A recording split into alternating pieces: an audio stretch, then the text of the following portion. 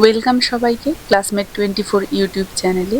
এই ক্লাসে আমরা আলোচনা করব sonnet number 73 by William Shakespeare থেকে বিশেষ গুরুত্বপূর্ণ সমস্ত 2 marks based short type question answers নিয়ে। ক্লাস 12 এর মানে এইচএস এর স্টুডেন্টরা যারা সেমিস্টার 4 এর জন্য প্রিপেয়ার হচ্ছ, আশা করি সনেট নাম্বার 73টা ভালোভাবে নিজেরা পড়েছো। যারা এখনো পড়োনি তারা চাইলে সনেট নাম্বার 73 নিয়ে আমার যে ইন ডিটেইল ডিসকাশন ক্লাসটি রয়েছে সেটা দেখে নিতে পারো। ভিডিওর লিংক আমি এই ডেসক্রিপশন বক্সে উল্লেখ করে দিচ্ছি। তাহলে আশা করি তোমাদের আগামী পরীক্ষার প্রস্তুতিতে ভীষণ হেল্প হবে। এছাড়াও তোমাদের সেমিস্টার 4 এর সিলেবাসের প্রত্যেকটি টপিক ইন ডিটেইল ডিসকাশন সহ আমি ক্লাস প্রোভাইড করেছি। আশা করি যারা আমার চ্যানেলের সাথে যুক্ত তারা জানো। যারা যুক্ত নও বা যারা এই চ্যানেলে এখন নতুন, কাইন্ডলি চ্যানেলটা সাবস্ক্রাইব করে দেবে এবং সাবস্ক্রাইব করে বেল আইকনটা প্রেস করতে ভুলবে না। তাহলে পরবর্তী ক্লাসের সমস্ত নোটিফিকেশন সহজেই তোমার কাছে পৌঁছে যাবে। এছাড়াও আমার চ্যানেলে তোমরা তোমাদের সেমিস্টার 4 এর উদ্দেশ্যে সমস্ত টপিকের ওপরে মানে ফুল সিলেবাস বেসড প্রত্যেকটি টপিকের ওপরে ইন্ডিভিজুয়ালি 2 মার্কস বেসড যে শর্ট টাইপ কোয়েশ্চেন আনসার্সগুলো হয় সেগুলোর ওপরে তোমরা আলাদাভাবে সমস্ত ক্লাসেস পেয়ে যাচ্ছ।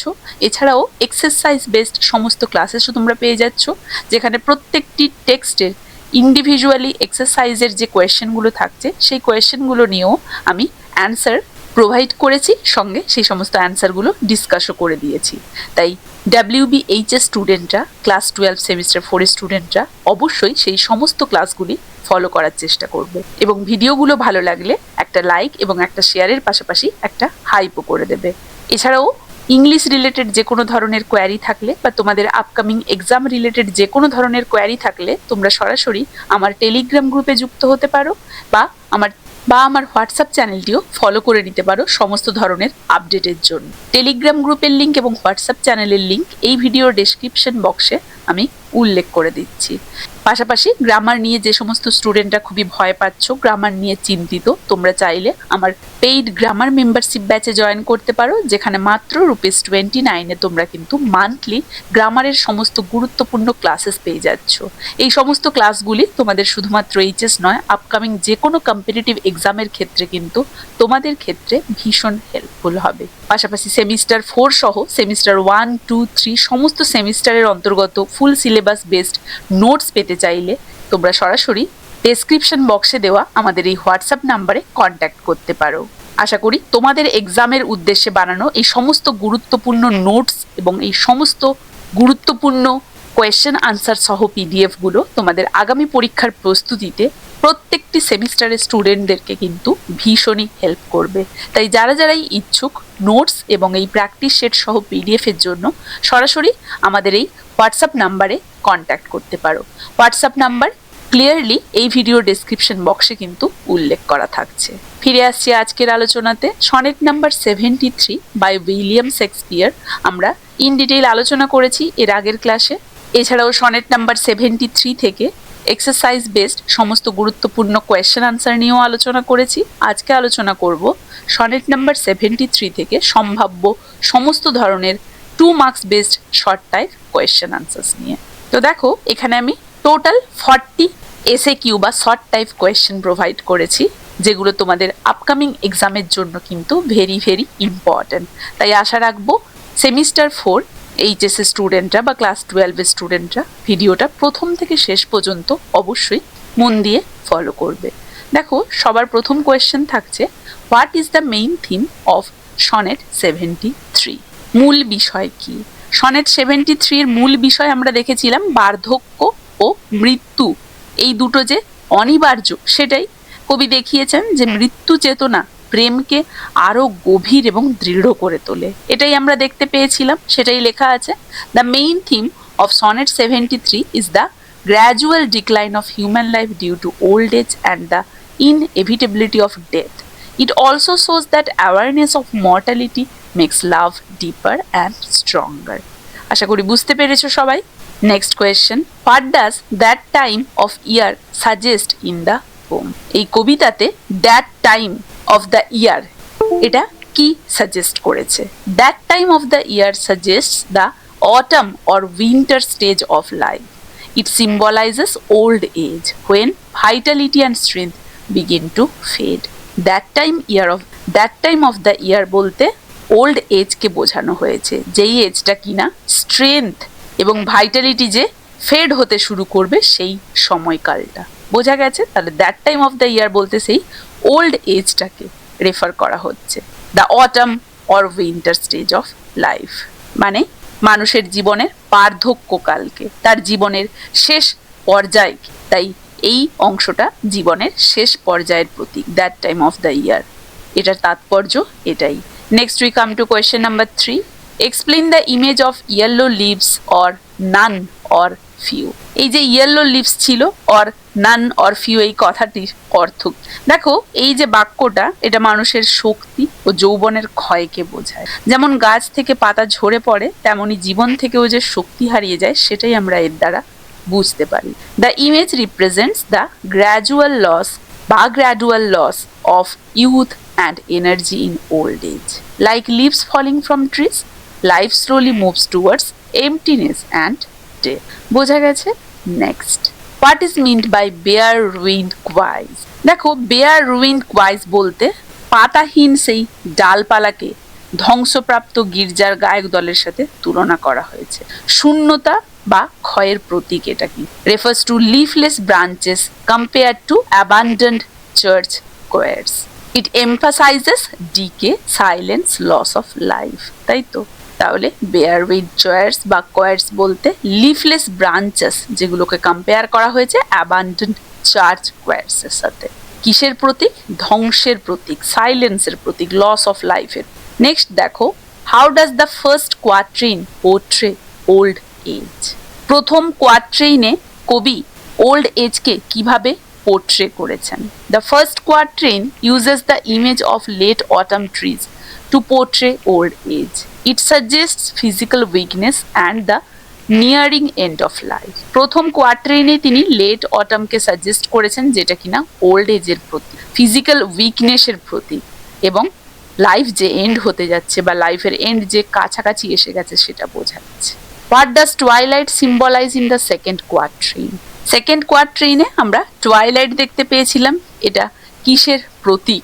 এটা হচ্ছে মানুষের জীবনের শেষ মুহূর্তগুলিকে বোঝায়, মৃত্যুর আগের সময়ের প্রতীক।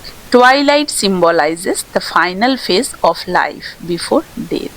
It suggests that life is fading just as day fades into night. বোঝা গেছে? দিনগুলি যেমন রাত্রির অন্ধকারে ফেড হয়ে যায়, সেরকমই কিন্তু জীবনও মৃত্যুর আগে কিন্তু ফেড হয়ে যায়। টুয়াইলাইট সেই ফাইনাল ফেজ, শেষ মুহূর্তটাকে কিন্তু নির্দেশ করছে বা তার প্রতি। Next we come to question number 7. Why is night called death's second self? Night কে কেন death's second self বলা হচ্ছে? Night is called death's second self because sleep resembles death. Both bring darkness, silence and complete rest. তাহলে ঘুমকে death's second self বলা হচ্ছে বা নাইটকে বলা হচ্ছে, কারণ নাইটে ঘুম ও মৃত্যু দুটোই আমরা দেখতে পাই যে নিস্তব্ধতা এবং বিশ্রাম নিয়ে আসে, তাই তো। So that is Y deaths second self, কারণ সেই ঘুমটা কি করে? রিজেম্বলস ডেথ, নাইটের সেই ঘুমটা, সেই কারণেই এটাকে বলা হয়। ঘুমও সেই সাইলেন্স নিয়ে আসে এবং মৃত্যুও সাইলেন্স নিয়ে আসে, তাই এটা বোঝানো হয়েছে ডেথ সেকেন্ড সেলফ বলে। How is death presented in the poem? Death is presented as natural and unavoidable. স্বাভাবিক এটা, এবং একে অতিক্রম করে যাওয়া যাবে না। It slowly overtakes life just as night overtakes day. যেভাবে দিন এসে রাত্রিকে গ্রাস করে নেয়, সেভাবেই কিন্তু মৃত্যু এসে জীবনকেও গ্রাস করে নেবে, সেটাকে আমরা এড়িয়ে যেতে পারবো না, এটাই বোঝানো হয়েছে। Explain the metaphor of the dying fire. Dying fire represents the speaker's fading life force. তার যে জীবন শক্তি ফেড হয়ে আসছে, সেটাকেই রিপ্রেজেন্ট করছে এই ডাইং ফায়ারটা। It lies on the ashes of youth. যৌবনের সেই ছাইয়ের ওপরে এটা যেন রয়েছে। কোনটা? তার সেই লাইফ ফোর্সটা। And is close to extinction, এবং এটা যেন বিলুপ্তির পথে বসেছে, সেটাই মিন করছে। ডাইং ফায়ার সেটাকেই যেন বোঝাচ্ছে, তাই মেটাফোর হয়ে রয়েছে এখানে। বোঝা গেছে? Next, what is meant by ashes of his youth? Ashes of his youth refers to the remnants of youthful energy. Ashes of youth বলতে যৌবনের সেই অবশিষ্ট স্মৃতি বা শক্তিকে বোঝায়। It shows that youth has passed leaving only memories in. এটা দেখায় যে যৌবন পেরিয়ে গেছে, শুধুমাত্র তার স্মৃতিটুকু পেছনে ফেলে রেখে গেছে। তাই তো, স্মৃতিটুকু যৌবন যেন তার পেছনে ফেলে রেখে গেছে, যেটা শেষ হয়ে যাচ্ছে, শুধু যেন তার ছাই রয়ে গেছে। যৌবন শেষ হয়ে শুধু তার ছাইটাই পড়ে রয়েছে। নেক্সট দেখো, explain consumed with that which it was nourished by. It means that life is destroyed by time, the same force that once sustained it. Time both nourishes and consumes life. বোঝাচ্ছে যে সময়ই জীবনের পুষ্টিদাতা আবার ধ্বংসকারী। যেটা জীবনকে বাঁচায় সেটাই আবার একদিন তাকে শেষ করে দেয়। তাহলে এই যে consumed with that which it was nourished by, একদা এটাকে নারিশ করেছিল, আজ সেটাকেই সে গ্রাস করে নিচ্ছে, তার আয়ত্তে নিয়ে নিচ্ছে। সেটাই বোঝাচ্ছে যে এই সময় জীবনকে একদিন পুষ্টি জুগিয়েছিল, এই সময়েই একদিন জীবন যৌবনে দাঁড়িয়েছিল, আবার এই সময়েই একদিন সেই জীবন বার্ধক্য বা ধ্বংসের একদমই চূড়ান্ত পর্যায়ে দাঁড়িয়ে রয়েছে। তার মানে যেটা জীবনকে বাঁচায় সেটাই একদিন তাকে শেষ করে দেয়। বোঝা গেছে? Next, how many metaphors are used to express decay? 3 metaphors, 3টে মেটাফোর ইউজ করা হয়েছে ডিকে কে বোঝানোর জন্য, মানে ধ্বংস।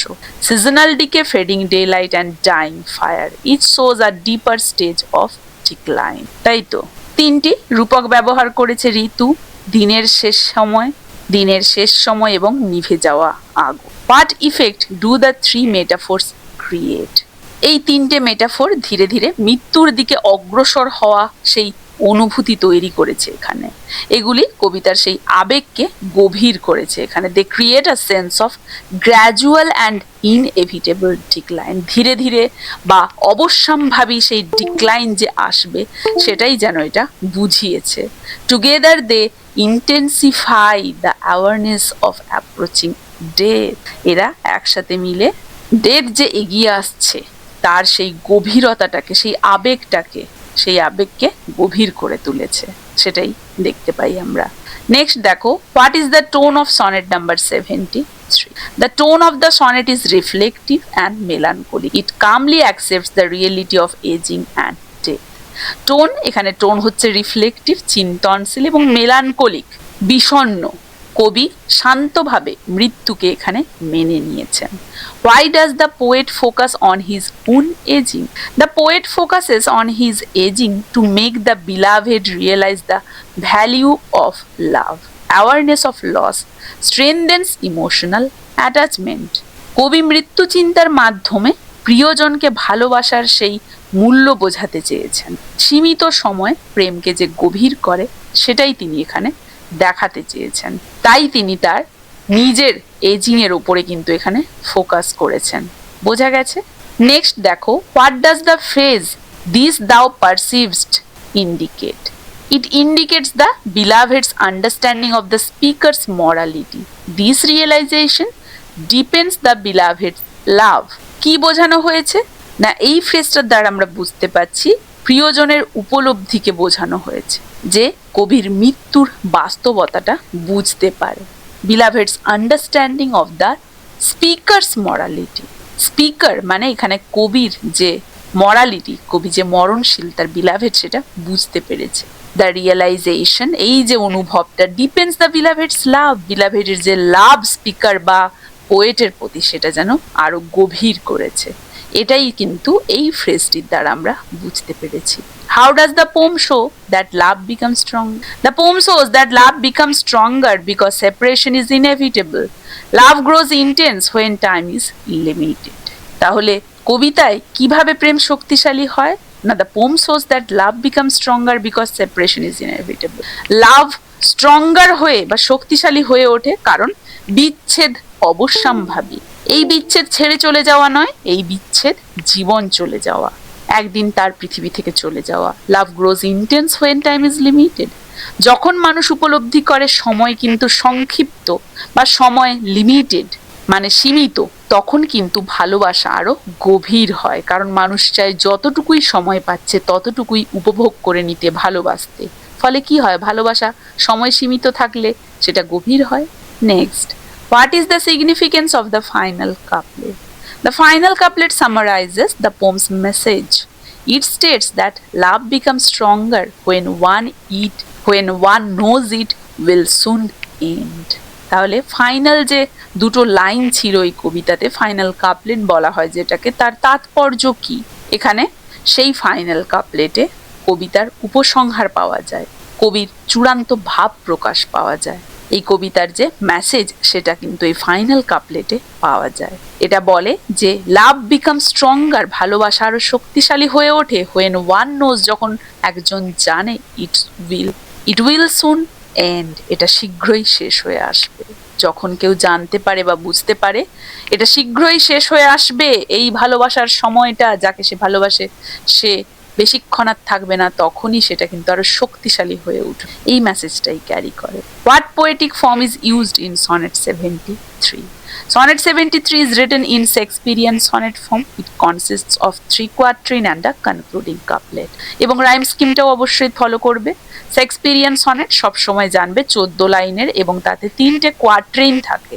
কোয়াট্রেইন মানে 4 লাইনের যে সমষ্টি বা পংক্তি, 4 লাইনের পংক্তি, আর কাপলেট হচ্ছে 2 লাইনের। তাহলে 3 কোয়াট্রেইন, 3 4 12 প্লাস 2, 12 প্লাস 2 হচ্ছে 14, তাহলে 14 লাইনের কবিতা। এটা শেক্সপিরিয়ান সনেট ফর্মে লেখা। What is the rhyme scheme of the sonnet? এই সনেটের রাইম স্কিম হচ্ছে A B A B, C D C D, E F E F, G জি।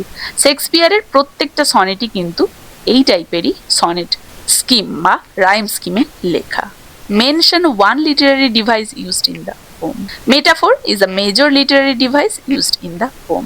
এই কবিতাতে আমরা লিটারারি ডিভাইস বা অলংকার বলতে বেশিরভাগ ক্ষেত্রেই কিন্তু মেটাফোরের ইউজ পাই, এক্সপ্লিসিট ইমপ্লিসিট কম্প্যারিজন পাই বেশিরভাগ ক্ষেত্রে। Ageing is compared to season, twilight and dying fire. এখানে বার্ধক্যকে সিজন, ঋতু, টুয়াইলাইট, গোধূলি এবং ডাইং ফায়ারের সাথে তুলনা করা হয়েছে, সেই নিভে যাওয়া আগুনের সাথে। তাহলে মেটাফোর এক্সপ্লিসিট নয়, ইমপ্লিসিট, এক্সপ্লিসিট সিমিলি। তাহলে মেটাফোর হচ্ছে একটা মেজর লিটারারি ডিভাইস যেটা কিনা এই কবিতাতে ইউজ হয়েছে। How does imagery enhance the poem? Imagery makes abstract ideas like aging and death visually clear. It helps reader emotionally connect with the theme. তাহলে এই কবিতাতে imagery মানে দৃশ্যকল্প একটা অ্যাবস্ট্রাক্ট আইডিয়া, যেমন ageing, death, এগুলোকে ভিজুয়ালি আমাদের সামনে clear করেছে। Abstract মানে বিমূর্ত, আর কংক্রিট মানে মূর্ত। যে ধারণাগুলো বিমূর্ত সেগুলো যেন আমাদের সামনে ক্লিয়ারলি রিপ্রেজেন্ট করেছে ইমেজারি এখানে। It helps readers emotionally connect with the theme. এর ফলে স্টুডেন্টরা বা রিডাররা কিন্তু কবিতার থিমের সাথে আবেগের দিক থেকে যুক্ত হতে পেরেছে, তারা ফিল করতে পেরেছে যে কবি কি বোঝাতে চেয়েছে, পাঠকরা। নেক্সট দেখো, why is sonnet 73 considered philosophical? Philosophical বা দার্শনিক কবিতা এটাকে কেন বলা হচ্ছে? দার্শনিক কবিতা বলা হচ্ছে কারণ এটা জীবন, সময়, প্রেম ও মৃত্যু নিয়ে গভীর একটা চিন্তা বা দর্শন দেখিয়েছে, তাই এটা দার্শনিক। ইট reflects deeply on life, time, love and death. The poem encourages contemplation on human mortality. বোঝা গেছে মানুষের সেই মরণশীলতা, সেটা যে স্বাভাবিক সেটাই এখানে তুলে ধরা হয়েছে। এটা যে অবশ্যম্ভাবী, এটাকে যে এড়িয়ে যাওয়া যাবে না, সেটাই এখানে দর্শানো হয়েছে। How is time related in the poem? Time is treated as a destructive force. Time যেন ধ্বংস করে দেয়, destructive force. It gradually leads all life towards decay and death. এই যে টাইম, এটা কিনা ধীরে ধীরে সব জীবনকেই কিন্তু শেষ করে দেয়। তাহলে সময়কে ধ্বংসকারী শক্তি হিসেবে দেখানো হয়েছে, এটা ধীরে ধীরে জীবনকে শেষ করে দেয়। নেক্সট দেখো, what emotion dominates the speaker's mind? Acceptance mixed with sadness dominates the speaker's mind. তাহলে স্যাডনেসের সাথে অ্যাকসেপ্টেন্স রয়েছে। তাহলে সময় ধীরে ধীরে যা কিছুই দিচ্ছে সেটাকে যে অ্যাকসেপ্ট করে নিতে হবে, ওল্ড এজ দিক, ডেথ দিক, সেটাই এখানে দেখানো হয়েছে, এবং সেই যে অ্যাকসেপ্টেন্স উইথ স্যাডনেস এটাই কিন্তু স্পিকারের মাইন্ডে রয়েছে। হি কামলি অ্যাকনলেজেস হিজ অ্যাপ্রোচিং এন্ড, সে শান্তভাবে বুঝতে পারছে বা স্বীকার করে নিয়েছে তার শেষ যে এগিয়ে আসছে সেটা। নেক্সট দেখো, what role does nature play in the poem? Nature reflects human life stages, seasonal change mirror the speaker's ageing process. তাহলে প্রকৃতি এখানে মানুষের জীবনের যে ধাপ সেগুলোকেই যেন প্রতিফলিত করেছে, কারণ সিজনের এই যে চেঞ্জ এটা যেন একদম প্রতীক বা এটা যেন একটা মিরর, প্রতিচ্ছবি হয়েছে কিসের? স্পিকারের এজিং প্রসেসের। কবি যে বার্ধক্য হচ্ছে তারই যেন একটা প্রতিচ্ছবি দেখাচ্ছে সিজনাল চেঞ্জগুলো। বোঝা গেছে? How does the poet connect love with death? লাভকে ডেথের সাথে কিভাবে তিনি যুক্ত করেছেন? The poet shows that awareness of death intensifies love, তাই না? ডেথের যে অ্যাওয়ারনেস, ডেথ সম্পর্কে যে সচেতনতা যে হ্যাঁ ডেথ আসবে, এটা যেন ভালোবাসাকে গভীর করে। কারণ আমাদের মাইন্ডে যদি এটা থাকে যে সময় সীমিত, একদিন মৃত্যু আসবে, ভালোবাসার মানুষটা সব দিন থাকবে না, তাই যতটুকু সময় পাওয়া যায় গভীরভাবে একে অপরকে ভালোবেসে যেতে হবে, এইটুকু যদি সচেতনতা থাকে তাহলে কিন্তু সেই লাভ গভীর হবে। যদি সময়ের সেই সীমিততা, ডেথ যে আসবে এটা সম্পর্কে মানুষ অ্যাওয়ার থাকে, love becomes precious because it is temporary. ভালোবাসা তখনই মূল্যবান হয়ে যায় যখন জানা যায় যে এটা ক্ষণিক বা temporary. What make sonnet 73 universal in appeal? সার্বজনীন কেন? বার্ধক্য মৃত্যু সকল মানুষের অভিজ্ঞতা, তাই এটা সার্বজনীন। একজন বা কবিরই ক্ষেত্রে শুধু হচ্ছে এটা তো নয়, সবার ক্ষেত্রেই সেম হয়, তাই universal. Its theme of aging, mortality and love are common to all humans.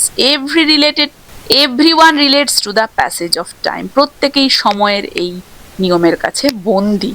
তাই শুধু যে কবির বিলাভেট তা কিন্তু নয়, সবার ক্ষেত্রেই একই নিয়ম, বার্ধক্য আসবে, মৃত্যু আসবে, সবার জীবনে এই যদি লাভ থাকে তাহলে এই লাভ, ভালোবাসা সবকিছুই কিন্তু টাইম, এজ, ডেথের কাছে একদিন হেরে যাবে। তাই এটা হচ্ছে ইউনিভার্সাল অ্যাপিল, তাই এটা সার্বজনীন, যে শুধুমাত্র পোয়েট বা তার বিলাভেডের ক্ষেত্রে এটা অ্যাপ্লিকেবল তা নয়, it will be applicable for everyone in this world. বোঝা গেছে? Next, why does Shakespeare use simple language in the poem? Simple language makes the message clear and emotional. এই সহজ ভাষা কবি যে মেসেজটি বা বার্তাটি দিতে চেয়েছেন সেটাকে পরিষ্কার করেছে, আবেগময় করে তুলেছে। It helps readers easily understand complex ideas.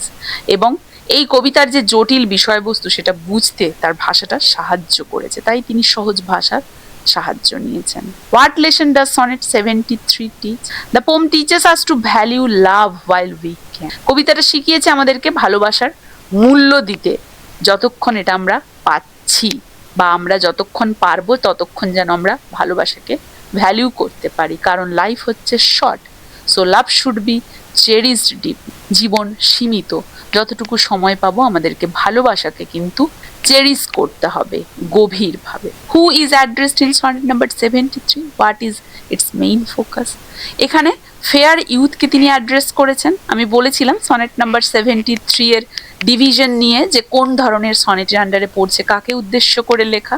সেখানে ইন্ট্রোডাকশন এবং তার সাথে যে পোমটি নিয়ে ডিসকাস করেছিলাম ইন ডিটেইলে, সেখানে কিন্তু আমি এগুলো আলোচনা করেছিলাম। তাহলে ফেয়ার ইউথের উদ্দেশ্যে লেখা, the poem mainly focuses on the poet's awareness of old age and the nearness of death. বোঝা গেছে? Next, how many metaphors are used in sonnet number 73? What are they? যদি এভাবে বলা হয়, এর আগে হাউ মেনি ছিল, তাহলে 3 metaphor are used in the sonnet. কি কি? Autumn, passing of a day and dying out of a fire. এটা কিন্তু ভেরি ভেরি ইম্পর্টেন্ট, এই কোয়েশ্চেনটা very very important. How many metaphors and কি? বোঝা গেছে অটাম, প্যাসেজ অফ টাইম এবং dying out of a fire. What does Barbara Esterman say about the speaker's relationship with the universe? এটা class 12 এর স্টুডেন্টদের পক্ষে হার্ড মনে হলেও এটা কিন্তু আপার লেভেলে গ্র্যাজুয়েশন, পোস্ট গ্র্যাজুয়েশন স্টুডেন্টদের ক্ষেত্রে এই কোয়েশ্চেনটা very very important.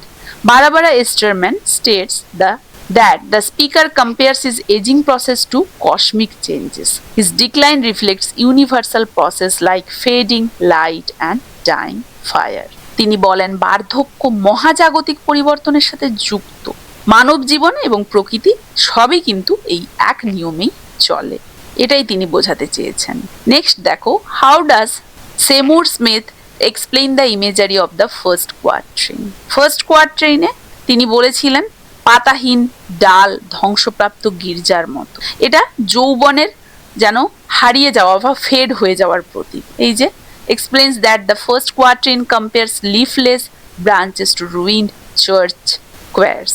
This imagery highlights decay and loss. What change is highlighted in the sonnet in the second quatrain of sonnet 73? Second কোয়াট্রেইনে আমরা দেখতে পেয়েছি ধীরে ধীরে অন্ধকার পরিণত হয়েছে এবং মৃত্যুর আগমন নির্দেশ করছে। এই যে the change of light from twilight to black night it symbolises the gradual approach of death. How does Curly Atkins interpret the third quatrain? Curly Atkins interprets the third quatrain as life ending like a fire that dies when its fuel is exhausted. It signifies the loss of youthful strength. তিনি দেখিয়েছেন বা বলেছেন আগুন নিভে যাওয়ার মতো জীবনও নিভে যাবে বা শেষ হয়ে যাবে, যৌবন শেষ হলে শক্তিও নিঃশেষ হয়ে যাবে, এটাই দেখিয়েছেন। How does Shakespeare show the passage of time in sonnet 73? Shakespeare দেখিয়েছেন কিভাবে না বছর থেকে দিন তারপর আগুন, এই যে এই ক্রমে সময় কিন্তু ছোট হয়ে এসেছে, এতে জীবনের ক্ষণস্থায়িত্ব বোঝানো হয়েছে, তাই তো। Time passage from a year to a day and finally to a dying fire. এই যে শ্রিঙ্কিং সংকুচিত হয়ে এসছে, time scale emphasises life's transience, জীবনের যে পরিবর্তন সেটাকেই এটা গুরুত্ব দিয়ে দেখিয়েছে। What is the structural form of sonnet 73? Sonnet 73 follows the Shakespearean sonnet form. It has 3 quatrains and a concluding rhyming couplet with the rhyme scheme ABAB, CD EFEF and GG. এটা আমরা আগেও পেয়েছি এই কোয়েশ্চেনটা। Next, why does each quatrain end with a complete thought? কেন? কারণ প্রতিটি কোয়াট্রেইন একটা করে অগ্রগতি দেখিয়েছে, তাই তো। এতে কবিতাটির অগ্রগতি স্পষ্ট হয়েছে, তাই প্রত্যেকটি কোয়াট্রেইন কিন্তু ভালোভাবে এটা প্রকাশ করেছে। Complete thought, each quatrain ends with a complete thought to mark a shift in ideas. একটা যে আইডিয়ার চেঞ্জ হয়েছে প্রত্যেকটাতে এবং কবিতাটির যে অগ্রগতি হয়েছে, প্রোগ্রেস হয়েছে ইন মিনিং, সেটাই দর্শিয়েছে। তাই প্রত্যেকটি কোয়াট্রেইন একটা কমপ্লিট থট নিয়ে শেষ হয়েছে। And the last question, what universal truth is conveyed through the metaphors of sonnet number 73? দেখো কোয়েশ্চেনগুলো এভাবে ঘুরিয়ে দিতে পারে। একটা কোয়েশ্চেন আমরা পেয়েছিলাম সার্বজনীন কেন, কারণ সবার ক্ষেত্রে অ্যাপ্লিকেবল এখানে যেটা বলা হয়েছে। আবার এখানে দেখো what universal truth, the metaphor convey the universal truth of decay and mortality. They emphasize the inevitability of aging and death. তাহলে এখানে দেখানো হয়েছে সেই সত্যটা কোনটা, ধ্বংসপ্রাপ্ত হয়ে যাবে জীবন, মানুষ যে মরণশীল সেটাই, যেটা কিনা ইনএভিটেবিলিটি অফ এজিং, মানুষের যে বার্ধক্য আসবে, শেষে যে মৃত্যু আসবে, এটা যে ইনএভিটেবল, অবশ্যম্ভাবী, এটাই কিন্তু এখানে দেখানো হয়েছে। এটাই হচ্ছে সেই ইউনিভার্সাল ট্রুথ। বোঝা গেছে? তাহলে এভাবে প্রত্যেকটা কোয়েশ্চেনকে কিন্তু ভালোভাবে তোমরা প্রিপেয়ার করবে, যাতে কোয়েশ্চেনটা যে কোনো অ্যাঙ্গেল দিয়ে এলে, কোয়েশ্চেনগুলোকে এভাবেই ঘুরিয়ে ফিরিয়ে দিতে পারে, যে কোনো অ্যাঙ্গেল থেকে এলেই যাতে তোমরা অ্যান্সার করতে পারো। আশা করি এই সমস্ত কোয়েশ্চেন আনসারের ক্লাসগুলো তোমাদের সবার ক্ষেত্রেই ভীষণ হেল্পফুল হবে। তাই চ্যানেলটা সবাই সাবস্ক্রাইব করে নেবে এবং বেল আইকনটা প্রেস করতে ভুলবে না। এই ক্লাসটা তাহলে এখানেই শেষ করছি। দেখা হচ্ছে পরবর্তী ক্লাসে আরও একটা গুরুত্বপূর্ণ টপিক।